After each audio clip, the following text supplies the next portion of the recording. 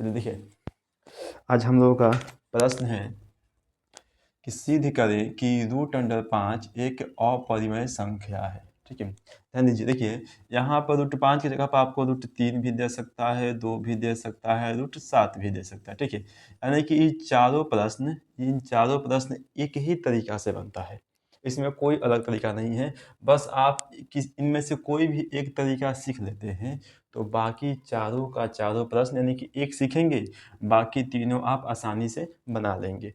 बस केवल अंक का अंतर है, 5 की जगह पर 2 है, यहाँ पर 3 है, यहाँ पर 7 है। ठीक है, और कुछ अंतर इसमें बिल्कुल ही नहीं है। तो चलिए हम लोग बनाते हैं प्रश्न को। बहुत ही आसान है और बहुत ही आसानी तरीके से चलिए हल करेंगे। सबसे पहले हमें देखिए दिया है कि अपरिमेय संख्या, ये अपरिमेय दिया है ना, हम इसको परिमेय मानेंगे, उल्टा मानना होता है हमें। ठीक है, लिखेंगे माना कि क्या मतलब √5 एक एक परिमेय संख्या है, एक परिमेय संख्या है। ठीक है, हमने क्या किया कि यह एक अपरिमेय संख्या था, हमने इसे परिमेय संख्या मान लिया। किसको? यानी कि √5 को। देखिए अगर ये परिमेय संख्या है तो ये बेसिकली p/q के रूप का होगा, जहाँ पर q का मान 0 नहीं हो सकता है। ठीक है, बाकी अगर ये परिमेय संख्या है तो p/q के रूप का होगा, जहाँ पर q का मान 0 कभी भी नहीं होता है। ठीक है, देखिए अब हम क्या करेंगे, इस रूट को यानी कि इस रूट को हटाने के लिए दोनों तरफ स्क्वायर करेंगे। लिखेंगे कि दोनों तरफ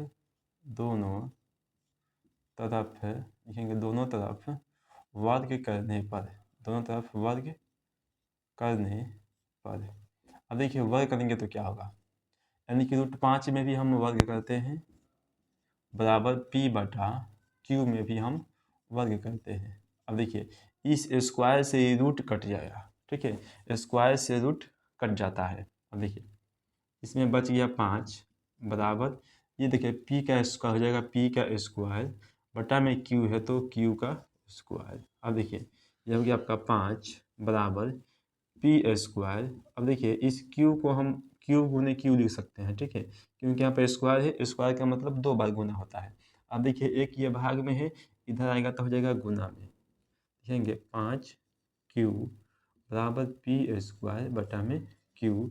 अब हम इसे समीकरण 1 मान लेते हैं। अब देखिए समीकरण 1 में ये वाला दायां है और ये वाला बायां है, यानी कि हमारा ये दायां है, ये दाहिने है और ये बाएं है। ठीक है, तो बताइए क्या यह जो है एक भिन्न है, यानी कि यह एक बट्टा है और यह एक पूर्णांक है, तो क्या कभी भी एक बट्टा इस पूर्णांक के बराबर हो सकता है? कभी भी एक पूर्णांक इस बट्टा के बराबर हो सकता है? कभी भी नहीं हो सकता है। ठीक है, तो बस यही बात हमें लिखना है। देखिए क्या लिखना है, लिखेंगे देखिए कि समीकरण 1 में दायां पक्ष, लिखेंगे समीकरण 1 में दायां पक्ष क्या है कि दायां पक्ष भिन्न है, दायां पक्ष भिन्न है तथा बायां पक्ष क्या है कि पूर्णांक है, दायां पक्ष पूर्णांक है। ठीक है, पूर्णांक है जो कि बराबर होना या कि संभव नहीं है, जो कि बराबर होना संभव नहीं है।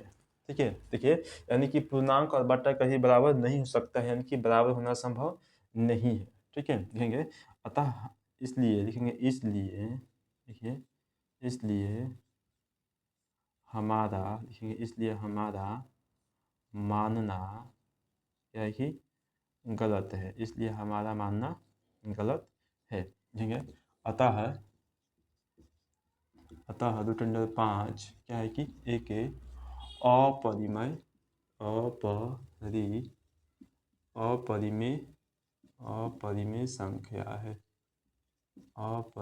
संख्या है, ठीक है।